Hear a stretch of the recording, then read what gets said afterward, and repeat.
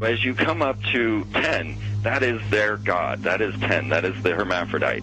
But if you stop at 9 and you skip to 11, skipping God, then you are a Luciferian. Because 11 is the number of the magician. It's the one step above. Once you have accomplished the tree of life, you are now the magician. You are one above 10. But they're doing it by skipping God. That's the symbolism of 9/11.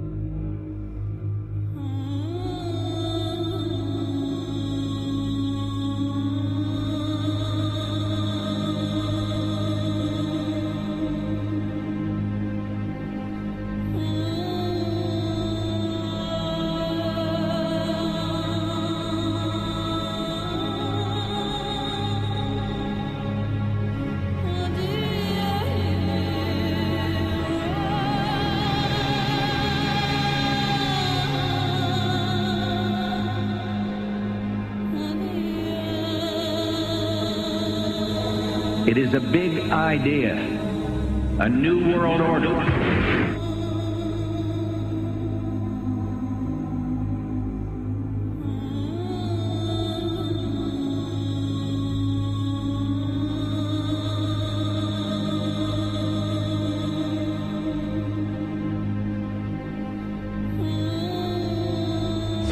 were on assignment. We were supposed to kill 2 birds with 1 stone. In Fight Club, Project Mayhem destroys a giant bronze spherical sculpture. This seems an obvious reference to the sphere at the World Trade Center complex. Trust me, everything's gonna be fine. In a pivotal scene reminiscent of 9/11, we see the destruction of skyscrapers and the change of a skyline. Second anniversary of the 9/11 attack on the World Trade Center, George Bush asked for an $87 billion increase in military spending.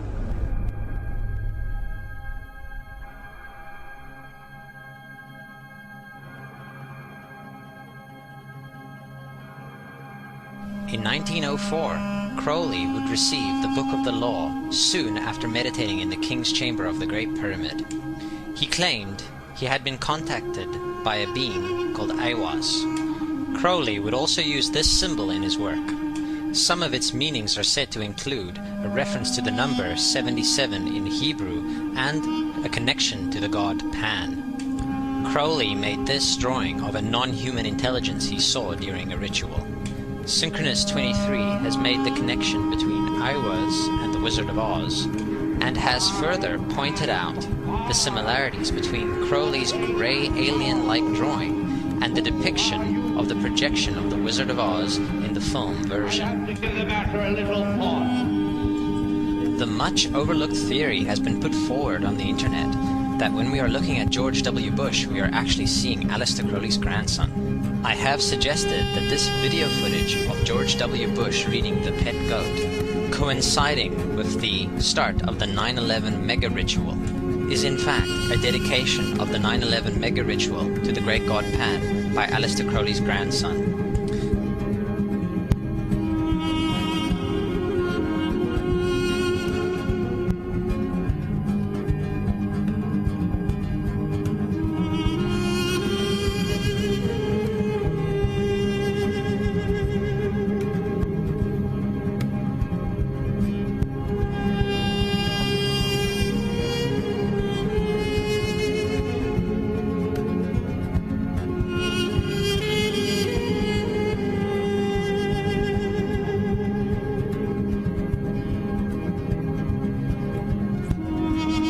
Things get a little weird. This is the 1978 version of The Wizard of Oz, The Wiz. Again, we see the Emerald City connected to New York. On arriving at the end of the Yellow Brick Road, Dorothy and her companions go through the circular portal. Through the door, we see 3 pyramids. Behind the pyramid shape, in between the pyramid pillars of the World Trade Center, we see the sphere, the representation of the Kaaba.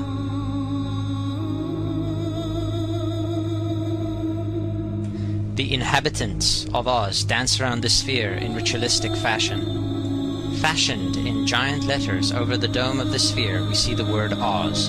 Oz, symbols of Pan and Aiwass, seen smack at the heart where the new Aeon was ushered in. and where the Stargate was opened.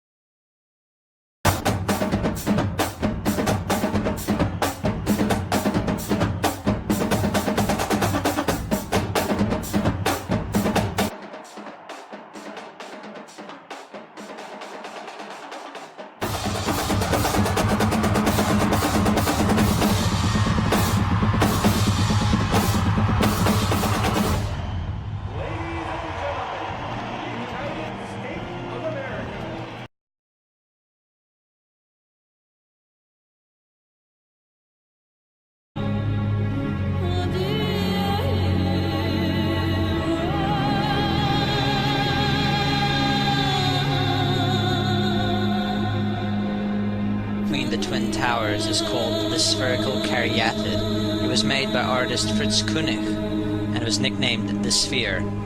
We see that Koenig made this thing in Bavaria, the same place where the Illuminati was founded. The most interesting fact about the placement of the Sphere at the World Trade Center Plaza has to be that architect and designer of the World Trade Center, Minoru Yamasaki, intended the plaza itself to be a representation of the Grand Mosque of Mecca, the Sphere in particular taking the place of the Kaaba.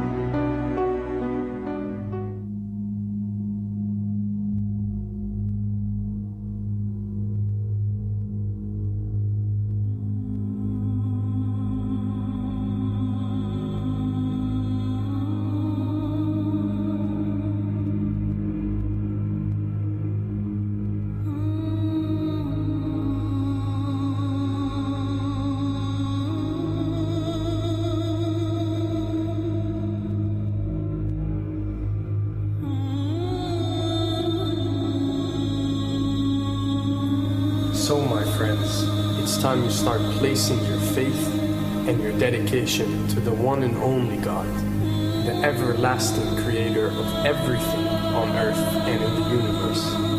He is greater than anything our minds can comprehend. Do you know how many times Muslims are required to circle the Kaaba when they visit it? 7 times, each counterclockwise. Would you like to know why? You see, what binds us as humans to this life and to this dimension and to this earth is the limits of time and space. We are bound to this dimension and this reality through time and space. Hence, if one wants to leave this dimension or leave this reality, he needs to break away from time and space.